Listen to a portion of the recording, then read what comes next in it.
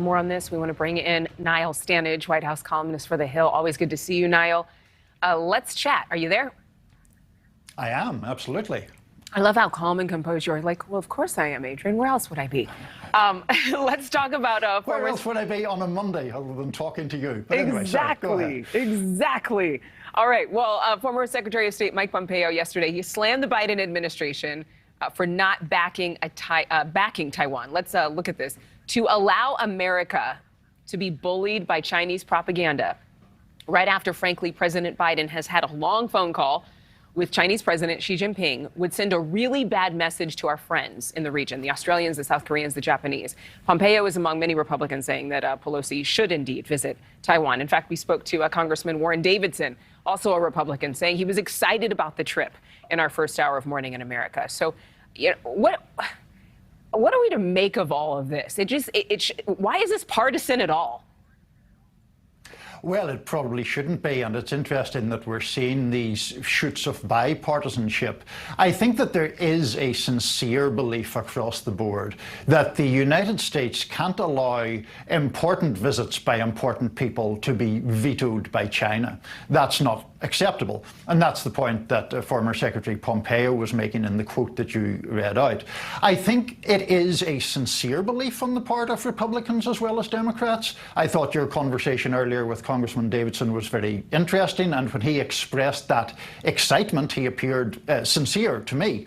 Now, there could also be an element of political calculation in that if this visit had not gone ahead, if the Speaker had pulled back, perceived to be under pressure from the Biden administration, then certainly the president might have been attacked by Republicans for being weak, you know? Yeah, and that has not been the case. The president hasn't strongly made a comment about whether or not he thinks that the military, specifically the Pentagon's warnings about this being bad timing, are something that he agrees with and aligns with. But I know that Speaker Pelosi, you mentioned the bipartisanship of it. Speaker Pelosi reportedly invited Republicans and Democrats, but there are 5 members of Congress, all Democrats, on this Asia trip. I don't know if that is significant at all. And I also don't know what the goals are for this trip. So what would you say? Well, let me take the second part first. The goals, as stated, are economic cooperation with that region, dealing with COVID, dealing with the crisis in Ukraine. Those are the kind of things that have been stressed as priorities, as well as what Speaker Pelosi calls democratic governance.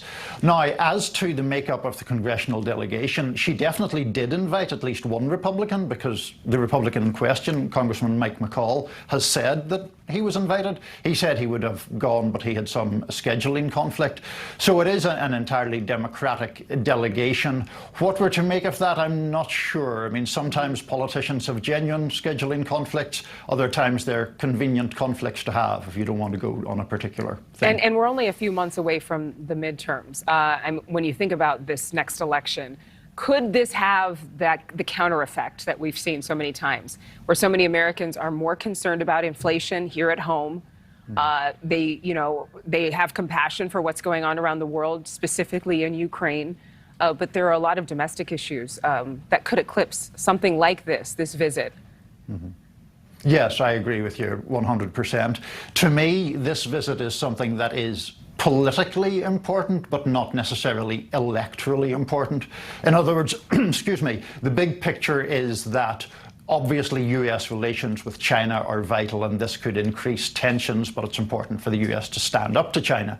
Do people vote on that? I find that extraordinarily difficult to believe. Nobody's standing in the grocery line commiserating about the price of beef and also wondering whether, we should re-examine strategic ambiguity toward Taiwan. I mean, that's not really happening. And just one follow-up for you as my producers are wrapping me up, but I think about how this is being played. I mean, we're hearing so much about what China's saying about Taiwan, but we're not hearing enough about, in a practical stance, what this trip does for the American people. I think Congressman Davidson, when he mentioned that this is for the semiconductor industry and how they are a huge supplier of semiconductors, I think if Americans thought, oh, that means we're going to get more chips so we can get faster cars on the assembly line, then maybe people would be more bought in. Maybe? Yes, absolutely. I think one of the challenges in foreign affairs is connecting that with people's day-to-day lives. And it's very easy in a situation like this for millions and millions of people to think, well, it's very interesting in an abstract sense, but what does it have to do with my life?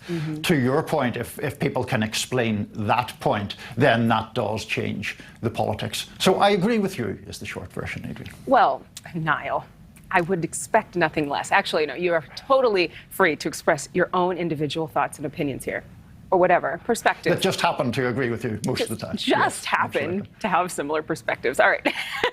Niall, thank you so much. Good to see you. Thank you for watching. Go to newsnationnow.com to find News Nation on your television provider. And don't forget to click the red subscribe button below to get more of News Nation's fact-driven, unbiased coverage.